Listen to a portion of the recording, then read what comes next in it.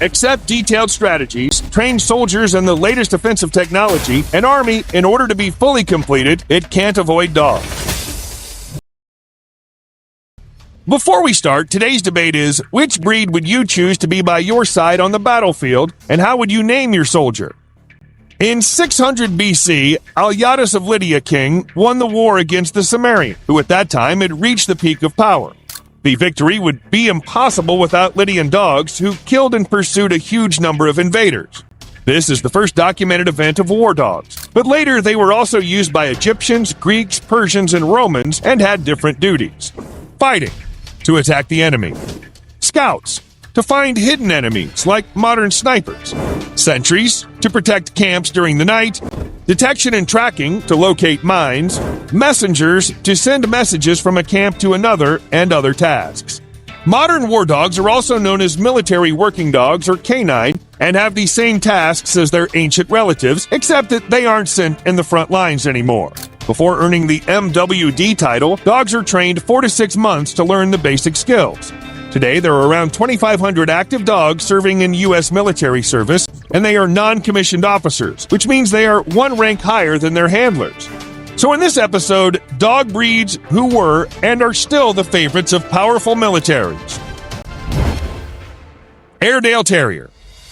Known as the king of the terriers, this dog had some roles during World War I, like carrier of medicals and food, messenger, warning the approach of enemies, and identification of victims. They're intelligent and athletic dogs with great energy, stability, and good scenting skills. That's why they're used as police dogs in the British police force. During the First World War, an Airedale Terrier named Jack was charged with sending a message in the British headquarters. After finishing his mission, the enemy attacked him, and unfortunately he died. The message that he sent saved all his battalion, and after his death, he was rewarded with the Victoria Cross Award for gallantry in the field. English Mastiff. 2,500 years ago, English Mastiff was used in battles from Persians, Greeks, and Romans, while during the 1500s, it was used by Spanish invaders against Native Americans. These large and strong dogs were trained to kill, accompanied their owners in battlefields, and also were used as a method of torturing against indigenous tribes who'd never seen this type of dog before. The most distinctive features that made them successful war dogs are their size and courage. Despite having talents of guarding, police, and military duties, search and rescue, most of today's Mastiffs consider a life mission being a companion for their family. It's even said that Kublai Khan had a herd of 5,000 Mastiffs used for hunting and war. Such a herd would repel every enemy in the battlefield. Boxer. The ancestors of these large and brave dogs can be traced at the ancient Assyrians, earlier than 2000 BC, where they were used at war. It's been one of the first breeds ever to be used in police and military service due to its characteristics: muscular body, strong jaws, intelligence, and high energy. During World War I, Boxer was a messenger dog, pack carrier, attacker, and guard dog. The most interesting tasks of this dog during the war were the transportation of communication wires, a task that they performed very well. Boxers became famous only after the Second World War for the contribution given in the battlefield. Even to this day, these dogs are used as a police and service dog in canine units in Germany and as seeing eye, guard, and narcotics dogs in the U.S. Rottweiler. At the brink of the First World War, there was a huge request for police dogs, and this has impacted the increase of interest for Rottweilers, who were hired as messengers to accept and deliver messages, for searching and giving first aid to wounded soldiers, and a guard dog for announcing the approach of the enemy. Also, there are rumors that Germans used them during interrogation phases to intimidate enemies or spies. Although Rottweilers are not used to send messages anymore, they still serve as police and military dogs because of their size, strength, and resistance to finish any job they're assigned to. Doberman Pinscher. Dobermans were one of the 5 favorite breeds of the American military forces during the Second World War. According to data, 4,000 U.S. dogs served in the Vietnam War aside their U.S. Marine Corps colleagues. 21 of them were Doberman Pinschers, but the war experience had a negative impact, and most of them were euthanized after the war ended. A very intelligent and trained Doberman named Otto was able to smell and alert the position of a machine gun nest at least 100 yards away. The Marines had time to take over, and all equipment was saved. During the First World War, Germans nicknamed all war dogs as Marine Corps Teufelhunde, meaning devil dogs, because of their fighting style. And this is the name Dobermans got too. Labrador Retriever. During the Vietnam War, Labradors were the favorite breed, used as tracking dogs because of their keen smell and ability to be easily trained. The breed was part of a combat tracker team, a group consisting of 4 soldiers and a Labrador who was used to find American wounded soldiers, enemy patrols, and airman allies. Today, Labradors are used in Combat Stress Control Unit to control stress levels and give support to the soldiers who were placed in war zones.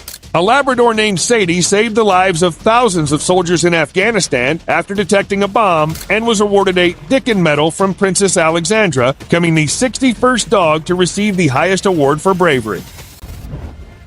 Black Russian Terrier. After the Second World War ended, it seems that the Soviet Union needed a good military dog, so it started breeding the Black Russian Terrier by combining other breeds brought from East Germany. Known as Stalin's dog, these dogs served in Soviet missions. Their main duties as police and military dogs were detect mines and explosives, transport supplements, and pull sleds. This strong and skillful dog was independently able to accomplish all of his tasks during most difficult times. Dutch Shepherd. During the Second World War, some Dutch Shepherds starved because of the lack of food, while others were taken by the German military as they were previously trained to work in military forces. Even though this breed is rare, today it's used for police work on detecting bombs and narcotics, search and rescue, and as guide dogs since they're very athletic, lively, and very intelligent. Together with the Belgian Malinois and German Shepherd, they make up the trio of working dogs in the U.S. military. Belgian Malinois. They've been the first dogs used by Belgian police, while their military career began during the First World War, where they served as messengers and assistants to the Red Cross. But they also helped to pull the carts of ambulances.